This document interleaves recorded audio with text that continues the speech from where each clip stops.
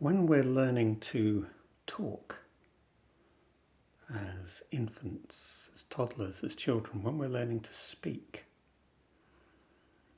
mostly we're not defining the words we're using. We're not learning a definition. We're using a word. We hear it again. A little later on, maybe we might read it, and then we try it out. We try out a sentence with it, and we see whether it makes sense to our audience. We see whether those around us are agreeing or not. And in that way, we build up our vocabulary. In a sense, and I'm not going to talk about AI this evening, but in a sense, AI is not so different. It's sampling. Sampling, in this case, millions, billions of conversations, texts, and trying out these words and seeing if the sentences, the paragraphs that come back, whether they're understandable, whether they make sense in terms of the sample stock that they're drawn from. It would be nice to think that we always actually really understood what we were saying, understood the meaning, the contents, the significance, the import, the purport of all the words that we're using. We especially might like to think this was the case when we were engaging in serious study, scholastic practice, or Zen.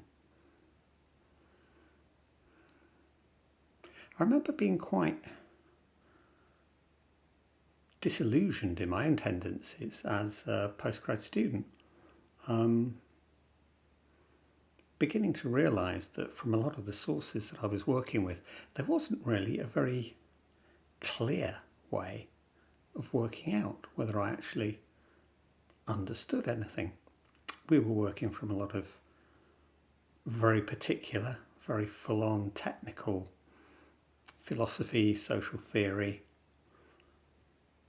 with people who were all senior academic figures, senior intellectuals, addressing other senior intellectuals. And of course we draggled along as far as we could behind. I realised that a lot of the time I could use these words correctly. I could use terms, I could say things that made sense, but did I really understand this fully? I think this tends to be even more the case in terms of where it's really hard to measure, like Zen talk. It's very easy to get the hang of the basic Zen vocab. Some of it's pretty obscure.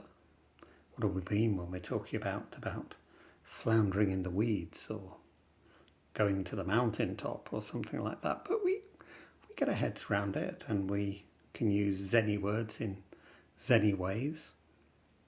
I think this can extend well into the times when, people are senior students and easily even teachers, that you say things that sound Zen-y enough and everybody agrees.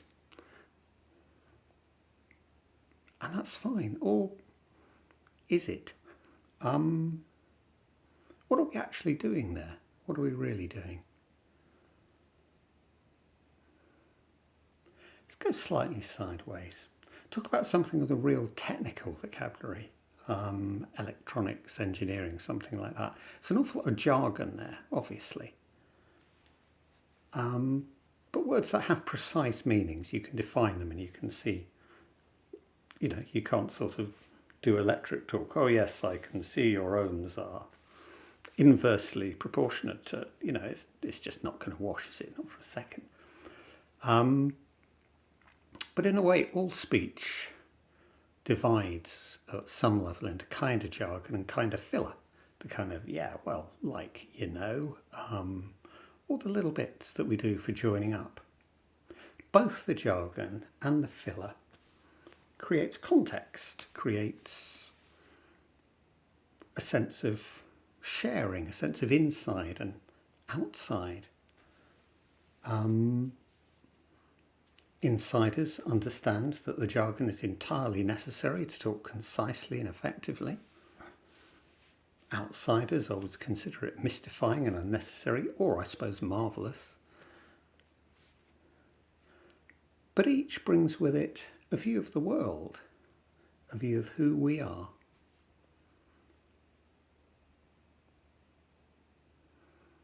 Let's just take two shorthands, two words that in a sense become jargon. Let's take collateral damage, or just collateral. We know what this means in a war sense. It's referring to unforeseen, well, no, in some cases foreseen, but not consciously intended consequences. Yes, we got the guy we were after with the cruise missile. There was, of course, some collateral damage. We wiped out 3 families of civilians, some donkeys and, a village, but that's collateral, and we felt the risk was proportionate. It's obviously intended to be separating, not taking into account the wider reality. The language itself moves you backwards. Just the saying of it, just the consideration of human beings, lives, communities seen as. So it's obviously dehumanizing, but in our Zen terms it's separating. And it's moving us back, moving us out of the situation, narrowing our field of vision. Let's take a very different word, woke. Part of the struggle of culture wars, as we're told. In origin, this word is used in this sense by black communities in the United States to talk about the real and present dangers to being a black person in the United States.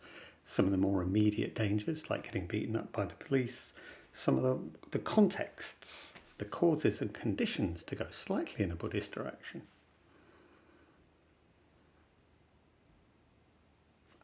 And that provokes a reaction. How do we deal with what we see as a threatening word? We turn it on its head. We ridicule it. Obviously, for Buddhists, woke has to have a particular kind of resonance, because what does Buddha actually mean? It means awake. And then, of course, you get some Republicans in the United States as, we are awake, but we are not woke. Let's create separation. Let's create clear ground here. But the question is, which of these terms is killing and which is increasing our sense of relationship, of empathy, of the shared vulnerability of living in a shared world? Am I opening to the world? Am I closing down within it? And I think we can see this in kind of general terms. But obviously all speech, all communication like this has two terms. Either it's about relationship or it's not. It has a speaker and a hearer, a writer and a reader. And while to be mutually intelligible, to actually begin to understand each other, there needs to be a certain commonality of language, a certain commonality of culture. At the same time, of course, there's so much variation within this that the possibilities for misunderstanding are immeasurable. so much of the way that we hear is determined by our understanding, our experience, the assumptions which we bring to a situation.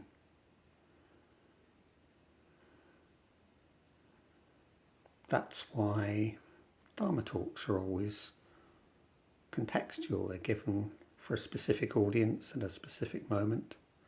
And as Chuck always says, they miscarry. I always say it wrong because it's coming from my assumptions, my preconceptions, my experience.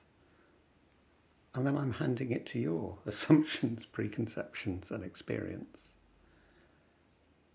And if I say, sit up straight, but not like that, it's correction, counter-correction, correction, counter-correction all the time. Okay, and that's in a situation where we're all basically part of the same culture. Some of us are more experienced, some of us come from slightly different traditions. How much harder does that become when we're crossing cultures? We're crossing vast time periods. We're translating from one language into a completely different language. I mean, take the early Chinese Buddhists translating from Sanskrit into Chinese, from a phonetic script into ideographic characters, from an Indian cultural context into one that's broadly Confucian and Taoist. And, it's kind of, whoa! How did they do that? How did they do as well as they did? So when we use these terms, what do we mean? When I say mind, what do I actually mean? These days in the West, we tend to just kind of associate this automatically with the brain. So we'll go into neurobiology and brain states and start thinking about it in these terms. And we think about the mind, and we think about reason. Of course, traditionally in Buddhism, the words that we use take things very separately from that. The basic word for mind, in Sanskrit chitta, in Japanese shin, what it actually means is heart. And the Chinese ideograph for it is heart.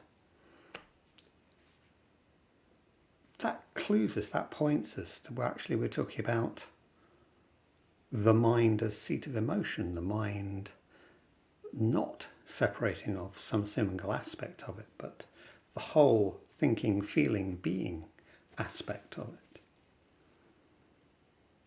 Two other words that we have manas, which is more that kind of rational part, and then we have vijnana, which is, well, closest to what we can call consciousness or awareness, and exactly what we think about that and the relationship between those three. Well, it gets complicated. So which aspect am I talking about? Mind in general? And of course, even if we think we've got it sussed, we've got three neat, words for mind, and then we've got corresponding Chinese characters for those. In fact, they're used inconsistently. Sometimes chitta is the whole of it, or whatever. So it's a complex. But when we're using mind, and when we're reading mind, what do we think that means? How have they chosen to use that translation? What did the translator have in their mind, and what on earth do I think I'm supposed to do with this? This isn't academical, it's not technical, because this is so often how we actually go wrong.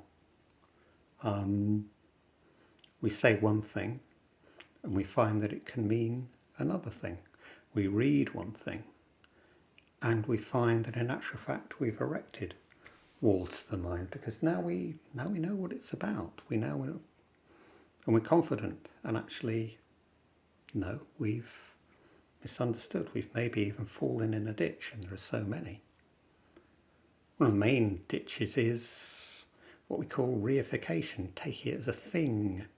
Again, if you read the fundamental Buddhist texts, most of the time they're quite clear that none of these things of mind are thing, but then, we write it with a capital M, it's a noun, that it must be a thing. Is there a universal mind? Is there only mind? What about my mind within that?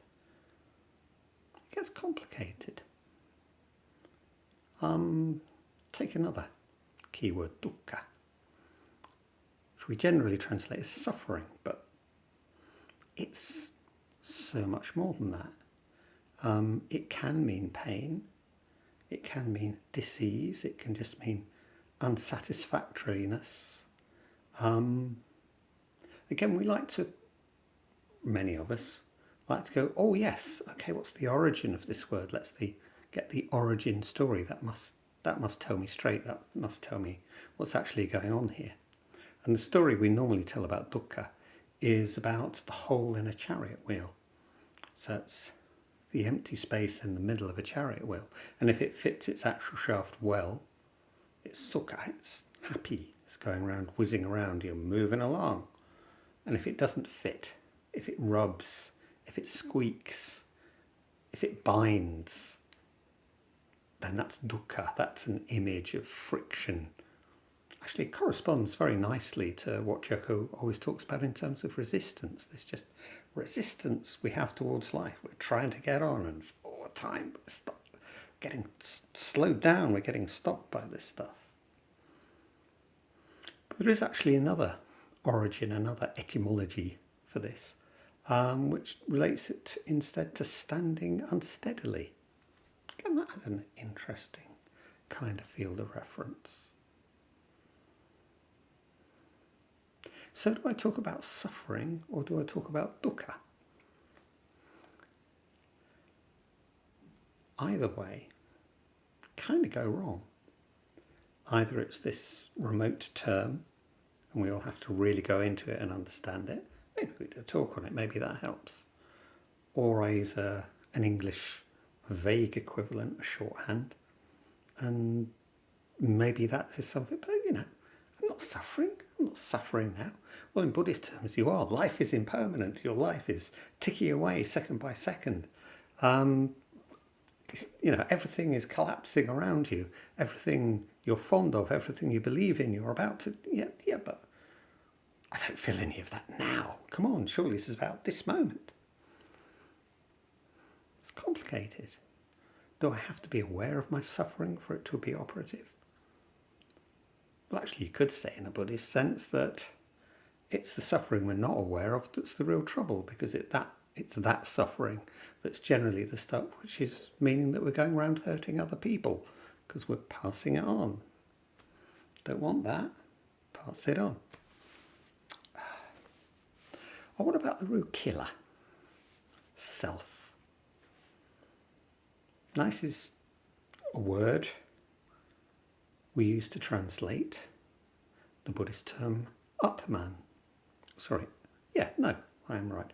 The Buddhist term Atman, which is what Buddhism is not about, because one of the characteristics of Buddhist teaching is that they are anatman, not self, or no self, or What do I mean when I say no or not in that? The self we're talking about here, at least this is clear. Traditional Indian philosophy, and this predates Buddhism and carries on way beyond it. And Hinduism is based on the idea of Atman, a universal, eternal, unchanging self-being, which gets called Brahman, identified with God, pretty much. Again, that's not quite God as we mean it in the West, but the creator, the eternal, of which we are a fragment. Our eternal soul. Yeah, okay. I know that from church when I was little. And Buddhism is based on the whole idea of anatman, no permanence, no separate individuality, but interconnection, interdependence, interbeing, impermanence.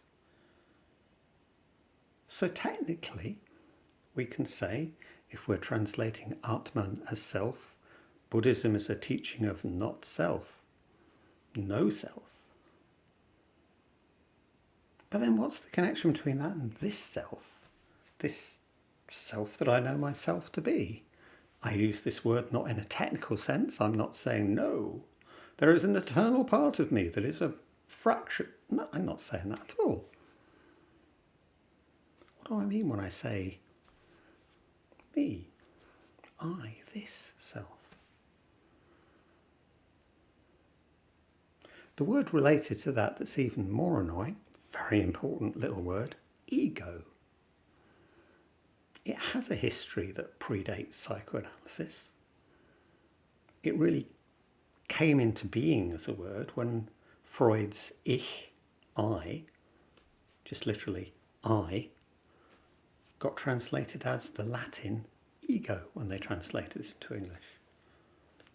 This is where field of resonance, connotation, association becomes so important, because we all know what ego is. Ego is bad. That does go back, that predates, that's the classic use of it. We know what an egotist is, we know what egoism is. Well, obviously, if you're a psychoanalyst, you know that ego, used in its technical sense, has absolutely nothing to do with that. But if you're not a psychoanalyst, it sounds sciencey, of course. It's telling me, oh yeah, right back into Judeo-Christian good and bad ethics, isn't it? Yeah, I can be selfish, or I can be selfless. Oh, selfless sounds a bit like no self. So the problem is, well, the problem is my egotism. How is that something separable? It wasn't me, Gov, it was my ego what done it. Or does it just make me bad? I'm such an egotist. But what's any of that to do with my sense of being me? Just this person, this here, now, talking to you. If I say my mind, oof, what do I mean?